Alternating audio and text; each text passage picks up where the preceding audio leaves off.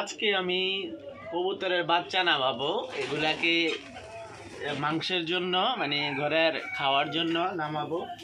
দেখেন এখানে এক জোড়া বাচ্চা আছে, আবার ওই জায়গা আছে 2 জোড়া বাচ্চা।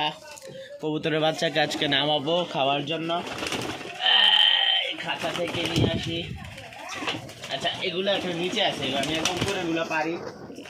এখানে 2 ধরনের জায়গা আছে, দেখেন চেয়ার আছে, চগম আছে।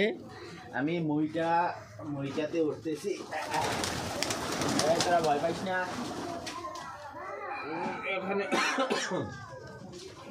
কি সুন্দর সুন্দর বাচ্চা।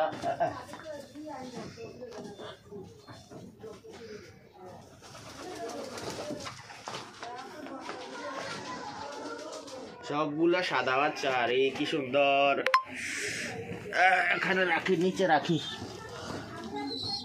হাইটটা কোথাও চলে যাস না, হাইটটা চলে যেতেছে।